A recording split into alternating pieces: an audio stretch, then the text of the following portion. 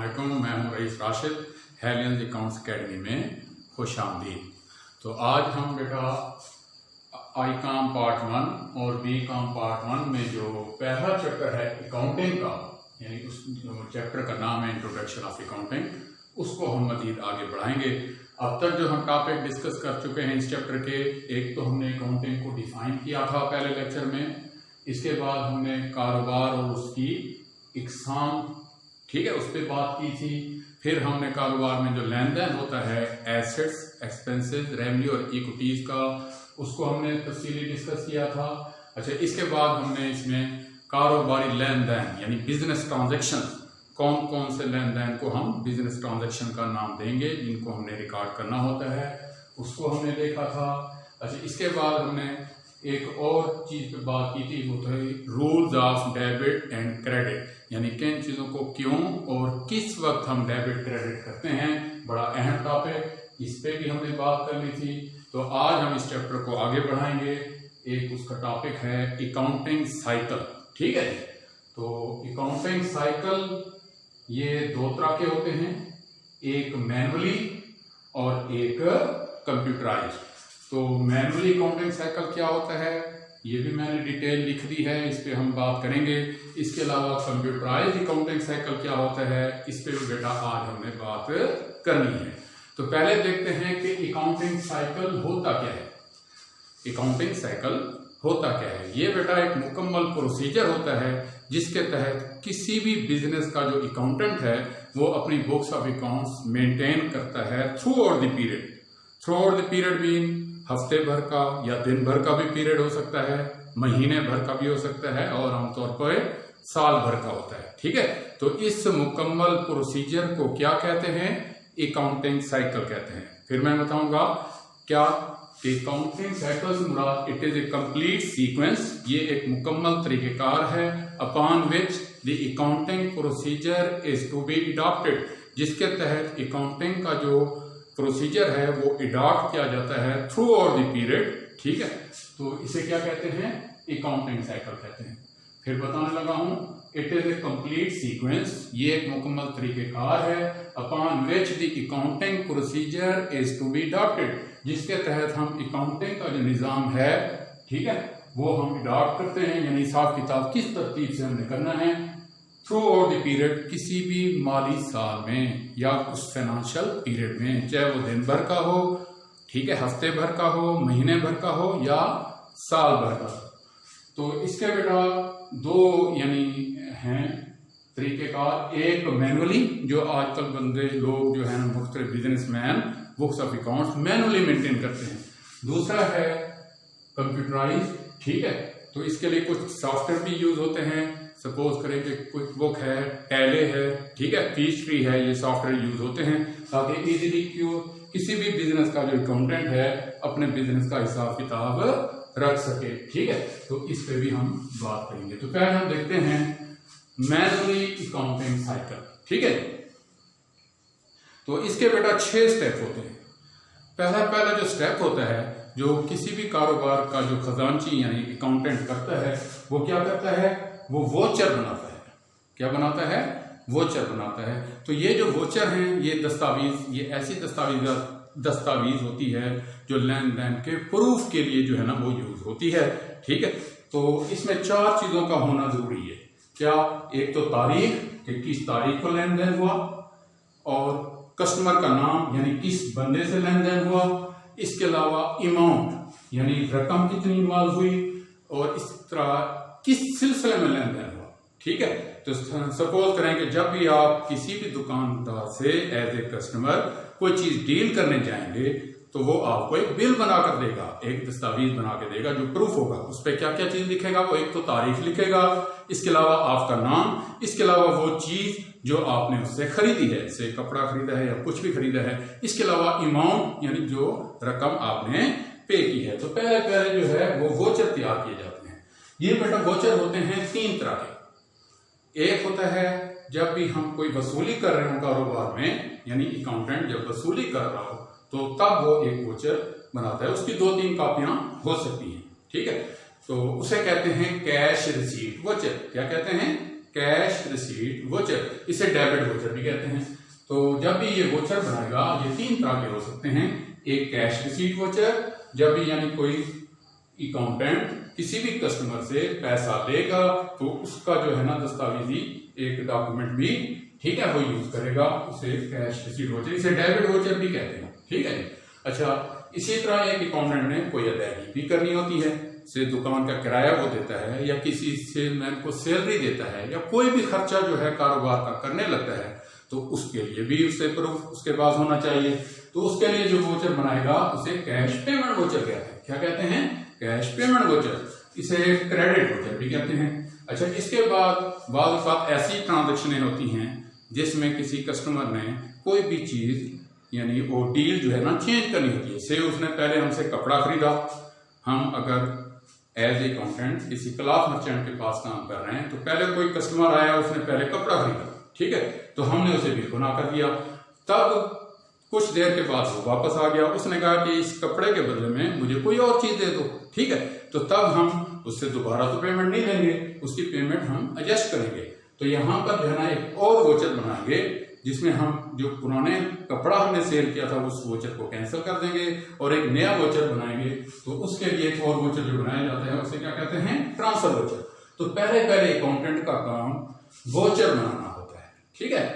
तो वोचर 3 तरह के, cash receipt voucher, cash payment voucher और कैश ट्रांसफर वोचर, ठीक है। अच्छा, इसके बाद जब वोचर ये बना लेता है तो तब जो अगला स्टेप है उसकी रिकॉर्डिंग का है।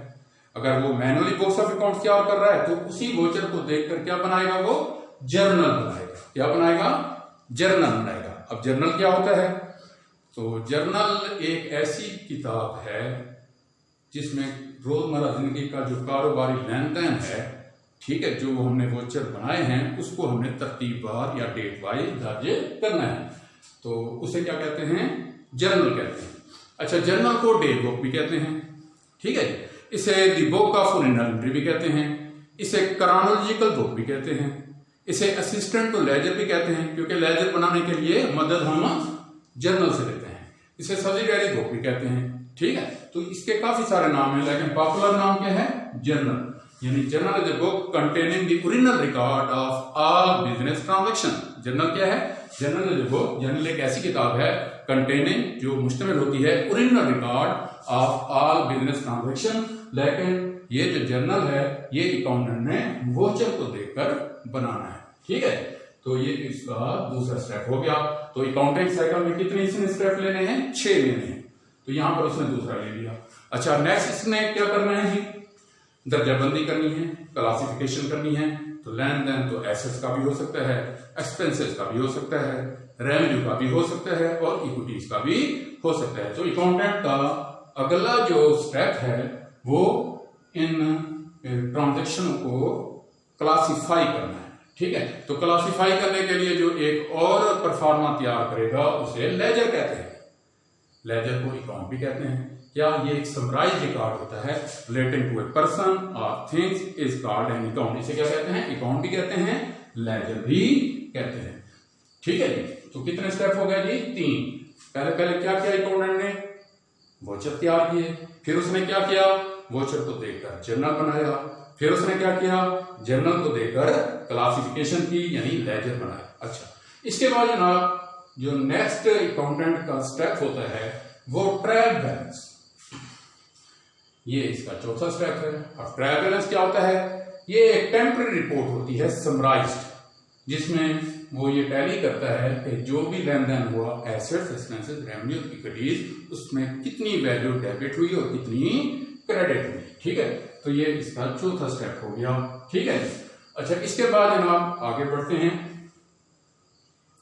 कि कुछ ट्रांजैक्शनें ऐसी भी होती हैं जो वकूफ पजीर तो होती हैं, किसी भी कारोबार में वकूफ पजीर तो होती हैं, लेकिन उसकी मुकम्मल इंफॉर्मेशन हमें एंड में पता चलती है, तो उनको भी हमने एडजस्ट करना होता है। हम यानी अकाउंटेंट ने उन एडिशनल ट्रांजैक्शनों को भी एडजस्ट करना होता है, तो उनको एडजस्टिंग एंट्रीज यानी एडजस्टमेंट्स कहते हैं। ये 5वां स्टेप होता है जो एक अकाउंटेंट ट्रायल बैलेंस बनाने के बाद एडिशनल इंफॉर्मेशन को भी उसने एडजस्ट करना होता है। ये मुख्तलिफ हो सकती हैं, ठीक है। मसलन स्टॉक क्लोजिंग स्टॉक, जो एंड में अशिया बच जाती हैं, ये ड्यूरिंग द पीरियड अकाउंटेंट को पता नहीं चल पाता। ये कब पता चलता है? जब पीरियड का क्लोज होता है। ठीक है, इसी तरह कितनी वैल्यू की डेप्रिसिएशन होगी एसेट्स की, इसका भी पता एंड में चलता है। ठीक है, कितनी रकम काबिल वसूल हैं, या कितनी रकम हमने एडवांस वसूल कर ली, या ऐसे खर्चे जो कितने हैं जिसकी मतलब एडवांस अदायगी कर दी गई, या कितने खर्चे ऐसे हैं जो अभी काबिल अदा हैं। ठीक है, और इसके अलावा कोई भी रकम कितनी डूबी है, ठीक है, यानी बैड डेट्स कितने हुए हैं, और इसके अलावा रिजर्व कारोबार में कितना रखना चाहिए। तो ये एक एडिशनल इंफॉर्मेशन है जिनको एक अकाउंटेंट ने एडजस्ट करना होता है। तो ये हमारा कौन सा स्टेप हो गया? 5वां स्टेप हो गया। ठीक है, तो कितने टोटल 6 थे। पहला स्टेप क्या था कि हमने वोचर बनाए। दूसरे स्टेप में क्या था? हमने वोचरों को देखकर जर्नल बनाया। फिर तीसरे स्टेप में क्या किया? हमने क्लासिफिकेशन की लेजर में। फिर क्या किया? एक टेम्पररी रिपोर्ट पेश की ट्रायल बैलेंस की शक्ल में। इसके अलावा हमने 5वां स्टेप क्या लिया? Additional information. ठीक है, उनको भी हमने एडजस्ट करना है। इसके बाद जनाब हम आखिरी जो स्टेप लेंगे एज ए अकाउंटेंट किसी भी कारोबार का हिसाब किताब करते हुए, वो होगा फाइनेंशियल स्टेटमेंट की तैयारी। ठीक है, अब फाइनेंशियल स्टेटमेंटें क्या होती हैं? फाइनेंशियल स्टेटमेंटें क्या होती हैं? ऐसी स्टेटमेंट जिसमें फाइनेंशियल पोजीशन का आइडिया लगाया जा सके कि आया अप हुई है या डाउन हुई है। तो ये बेटा 2 होती हैं, वैसे तो 3-4 होती हैं। कैश फ्लो स्टेटमेंट भी होती है, इनकम स्टेटमेंट भी होती है, बैलेंस शीट भी होती है, लेकिन बेसिकली यहाँ पर 2 चीजें हैं जो एक बिजनेसमैन को जरूरत होती है। एक इनकम स्टेटमेंट। अब इनकम स्टेटमेंट क्या होती है? अच्छा, ये एक ऐसी स्टेटमेंट है जिसमें हम किसी भी ओनर का मुनाफा या नुकसान वो मालूम करते हैं। इसमें 2 चीजों का कंपैरिजन करते हैं, आमदनियां और खर्चों का। ठीक है, तो ये जो स्टेटमेंट बनाते हैं, ठीक है, लेन देन तो 4 चीजों का होता है। 2 चीजें हम इनकम स्टेटमेंट में ले जाते हैं ताकि ये देखा जा सके कि मुनाफा या नुकसान कितना हुआ है, यानी आमदनियां या खर्चे का कंपैरिजन। ठीक है, तो हम इनकम स्टेटमेंट यानी जब बना लेते हैं, हमें पता चल जाता है कि कारोबारी मालिक को यानी इन्वेस्टर को कितना प्रॉफिट देना है, या लॉस हुआ है तो कितना उसने बेयर करना है। अच्छा, इसके अलावा बैलेंस शीट। अब बैलेंस शीट क्या होती है? ये कारोबार की माली पोजीशन होती है, यानी कारोबार ने क्या खोया या क्या पाया। ठीक है, तो जो भी पीरियड था, चाहे वो दिन भर का था, हफ्ते भर का था, महीने भर का था या साल भर का था, तो जो भी लेन देन हुआ उस लेन देन को करने के बाद मुनाफा या नुकसान तो हमने फाइंड आउट कर लिया इनकम स्टेटमेंट में। अब बैलेंस शीट में ये देखा जाता है कि आया बिजनेस अप हुआ या डाउन हुआ। तो ये भी 2 चीजों पर मुश्तमिल होती है, असासाजात और वाजिबात। तो टोटल बेटा 4 चीजें होती थी ना, जब भी लेन देन हमने बिजनेस ट्रांजेक्शन में पढ़ी थी, 4 चीजों का लेन देन होता था। एसेट्स का, एक्सपेंसेस का, रेवेन्यू का, इक्विटीज का। आमदनी और खर्चों को हमने इनकम स्टेटमेंट में दर्ज किया और एसेट्स और इक्विटीज को हमने बैलेंस शीट में दर्ज किया। तो ये हमारा एक साइकिल मुकम्मल हो गया। इसके बाद फिर हम दोबारा से इसी सर्कल के तहत बुक्स ऑफ अकाउंट मेंटेन करेंगे। तो ये बेटा मैनुअली अकाउंटिंग साइकिल कहलाता है। क्या? Manually accounting cycle. इस तरीके से एक अकाउंटेंट ने किसी भी बिजनेस का मैनुअली तौर पर बिजनेस का अपना हिसाब किताब रखना होता है। ठीक है जी, तो ये हमने डिस्कस किया मैनुअल अकाउंटिंग साइकिल। अच्छा, अब हम देखते हैं कि कंप्यूटराइज्ड अकाउंटिंग साइकिल क्या है। ये तो हमने इस तरह का डंक की बात किया, यानी बुक्स ऑफ अकाउंट जो भी हमने मेंटेन की मैनुअली। ठीक है, तो बड़ा एक पेचीदा तरीकेकार था जो एक अकाउंटेंट ने पहले दौर में फेस करते थे, लेकिन आजकल निज़ाम चेंज हो गया है। ठीक है, अब मुख्तलिफ सॉफ्टवेयर अवेलेबल हैं जिसके जरिए हम कोई भी यानी बिजनेस का हिसाब किताब कर सकते हैं। कौन कौन से? पीएचडी है, क्विक बुक है, टैली है। तो अगर कोई बंदा ये पूछे कि कंप्यूटराइज्ड अकाउंटिंग साइकिल क्या होता है, तो इसकी डेफिनेशन क्या है? It is a complete sequence. ये एक ऐसा तरीकेकार है upon which the accounting procedure is to be adopted, जिसके तहत हम किसी भी कारोबार का हिसाब किताब करते हैं थ्रू आउट द पीरियड, यानी किसी भी पीरियड का। ठीक है, थ्रू एनी सॉफ्टवेयर, पीएचडी या क्विक बुक या टैली। ठीक है, तो इसके भी मैंने अलग से वीडियो लेक्चर इंशाल्लाह प्लान किए हुए हैं। ठीक है, आप लोगों को मैनुअली कराने के बाद फिर हमने कंप्यूटराइज भी ये देखने हैं। तो इस पे अब हम बात कर लेते हैं। तो इसमें एक अकाउंटेंट ने कितने स्टेप लेने होते हैं? ठीक है। इसके बेटा टोटल हैं 4, इसके तो 6 थे, इसके कितने हैं 4। तो पहले तो हम कोई भी सॉफ्टवेयर इंस्टॉल करके कंप्यूटर में हम उस बिजनेस का सेटअप बनाएंगे। क्या बनाएंगे? सेटअप बनाएंगे। और कैसे बनाया जाता है इसकी वीडियो में मैं आपको अलग एक्सप्लेन करूंगा।